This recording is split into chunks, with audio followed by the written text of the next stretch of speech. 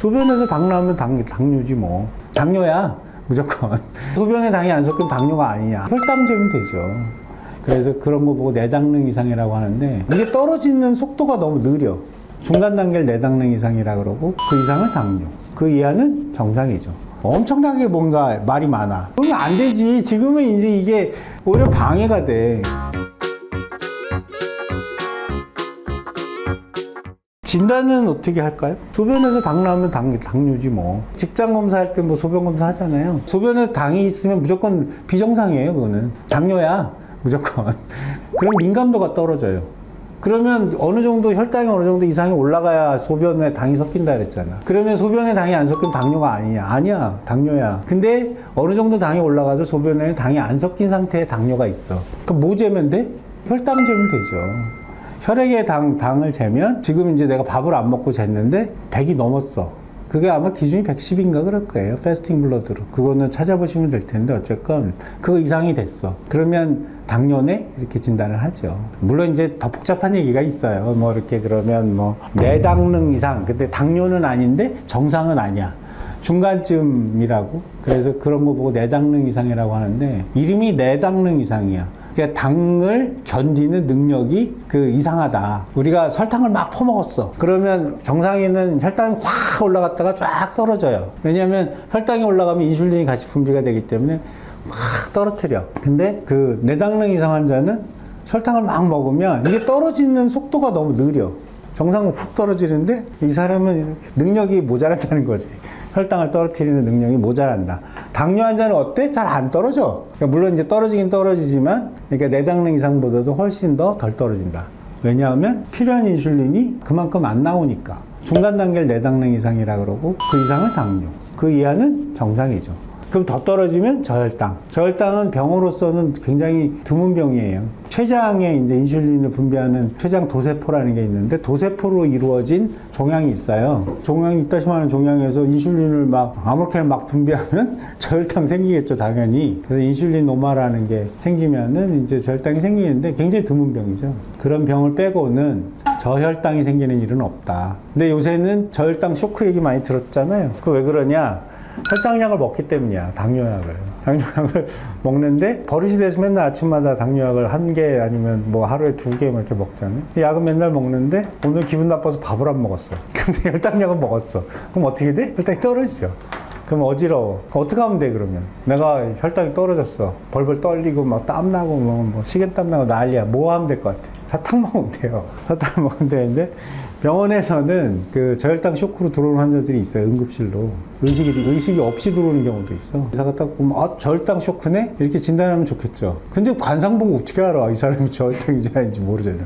근데 그거 의식이 없는 상태로 오래 놔두면 뇌가 손상되거든요. 그래서 1번으로 의식이 없는 환자가 들어오면 응급실에서 뭐 하냐면, 정맥을 잡잖아요. 정맥주사 잡으면은 거기 50% 포도당액이 있어요. 50% 포도당액을 한 30에서 50cc 정도 쫙 주사를 해. 운이 좋게 맞았어. 저혈당 쇼크로 의식이 없는 거였어. 그러면 바로 깨어나요. 그 자리에서 눈을 번쩍 떠. 확. 그래서 되게 신기해. 어쨌든 저혈당 쇼크가 오면 그렇게 하는 거예요. 설탕을 먹는다. 사탕이 없으면, 그러니까 단 거 먹으면 돼요. 음료수를 먹던 뭘 먹던 좀 진한 걸 먹어야 되겠지. 진단하는 건 너무 쉽죠. 뭐 혈당을 재면 되고, 혈당을 재서 기준이 있어요. 진단하는 기준이. 공복 혈당이 얼마 이상이면 당뇨. 밥 먹고 나서 2시간 있다 잰 혈당 PP2라 그래요. 식사 후 2시간에 재는 게 기준이야, 기준. PP가 포스트 피란디알이라는 말이에요. 그러니까 포스트는 후란 말이에요. 피란디알은 라틴어로 먹었다는 소리야. 밥 먹고 2시간. 그러니까 PP2. 패스팅 블러드 슈가, 그래서 FBS 이렇게 불러요. 그러니까 패스팅은 이제 공복이라는 소리잖아요. 패스팅 블러드 슈가 얼마, 그다음 PP2 슈가 얼마. 그 기준이 딱 있어서 거기에 맞춤하면은 당뇨를 진단할 수 있는 거죠. 그래서 당뇨 환자 되게 많잖아요. 당뇨가 이제 물론 이제 좀 유전적인 소인도 있고 여러 가지 이제 원인이 아주 명확하게 밝혀진 건 없는데, 연세가 드신 분들한테 많아요. 췌장 기능이 떨어지니까 그렇겠죠. 그래서 요새는 이제 평균 수명이 느니까 당연히 당뇨 환자도 많죠. 그래서 이게 할머니 할아버지들 사이에 아니면 당뇨 환자들 사이에 엄청나게 뭔가 말이 많아. 뭐 이게 좋아요. 뭐 주로는 이제 먹는 거 얘기죠. 그죠? 당뇨 환자는 많이 먹으면 안 돼. 뭐 이런 거잖아요. 자기 남편이 당뇨인데 이 남편이 밥을 너무 많이 먹어요. 큰일이네 이거. 당뇨병 나빠지겠네. 그런 얘기 많이 듣잖아요. 그 당뇨 환자 얼마나 섭섭하게. 나도 당뇨 환자인데 섭섭하잖아. 식구들은 다 먹는데 나만 못 먹게 해. 너는 맛없는 것만 먹어. 맨날 무슨 밥도 현미밥 맛도 없는 것만 맨날 먹으라 그러고. 그게 맞냐 말이야. 그러니까 당뇨가 생기는 거는 인슐린이 자동적으로 조절되는 메커니즘이 망가져서 그래요. 방에 보일러에 온도 조절기 있잖아. 온도 조절기 우리가 25도로 딱 맞춰 놓으면 방의 온도가 25도 이하로 떨어지면 어떻게 돼? 보일러에 불이 붙어. 그래서 막 떼서 25도가 넘으면 애가 꺼져. 그렇게 되는 거잖아요. 그거 보고 이제 대먹임 시스템이라 그러잖아요. 피드백 메커니즘 이렇게 얘기하고. 인슐린이 똑같아요. 인슐린이 몸 안에 혈당 센서가 있어. 그 혈당을 모니터링을 하다가 혈당이 너무 높은데요. 밥 먹었어 방금. 밥 먹으면 혈당 올라가잖아. 높아지면은 췌장이 신호를 해. 그 인슐린 도세포한테 야 혈당 올라간다. 그러면 인슐린을 막 분비를 해.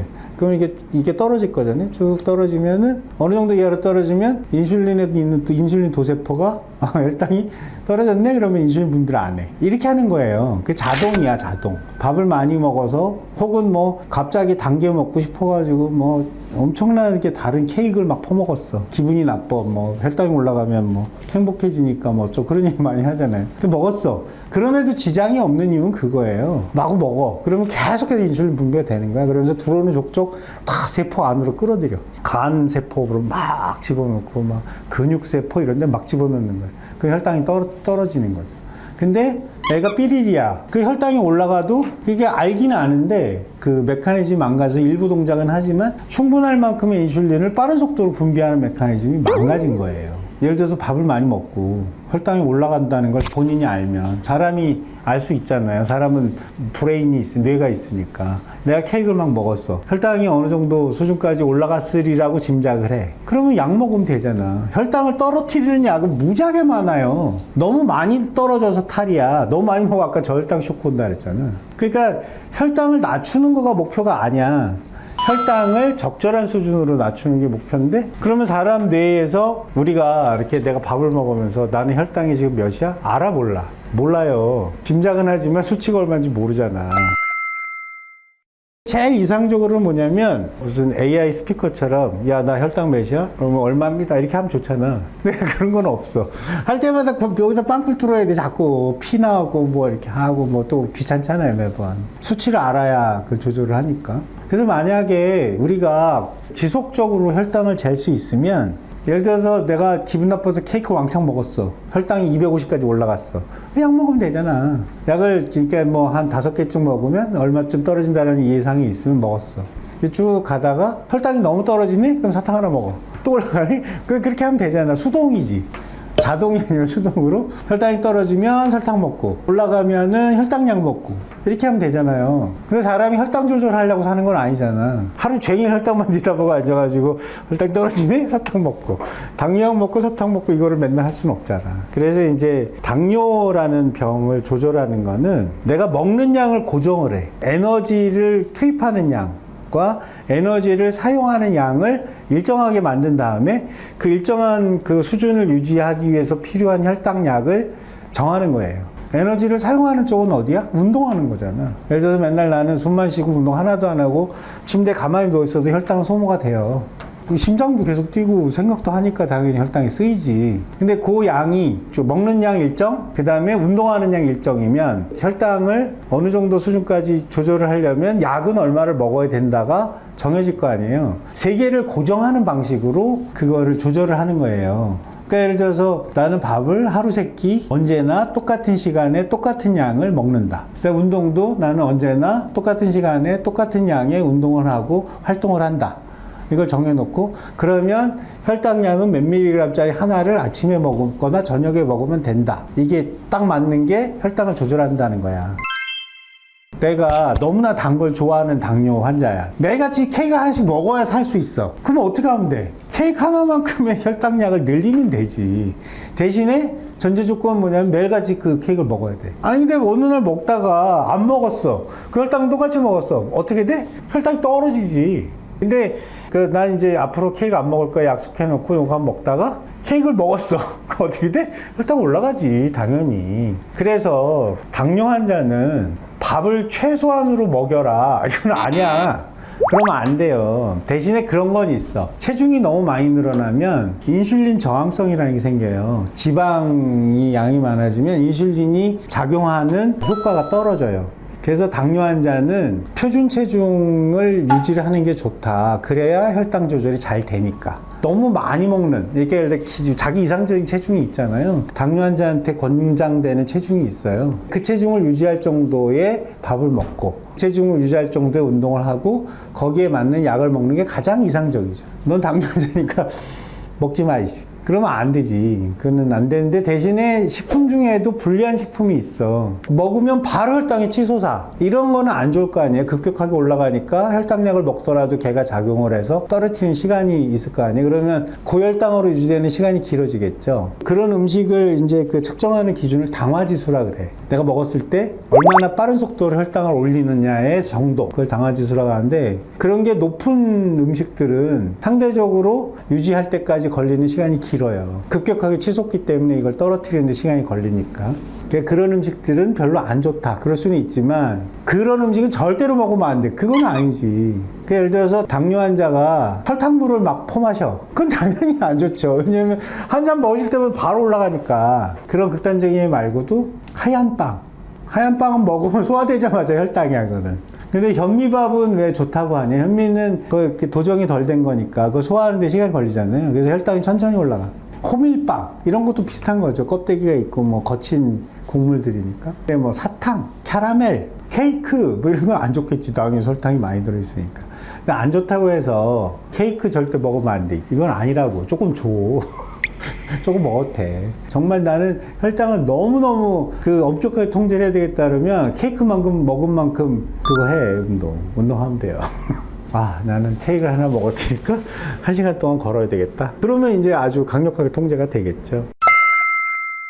당뇨에 혈당에 좋은 음식이라고 그래서 뭐 혈당을 떨어뜨리는데 도움이 된대. 이런 거 많아요.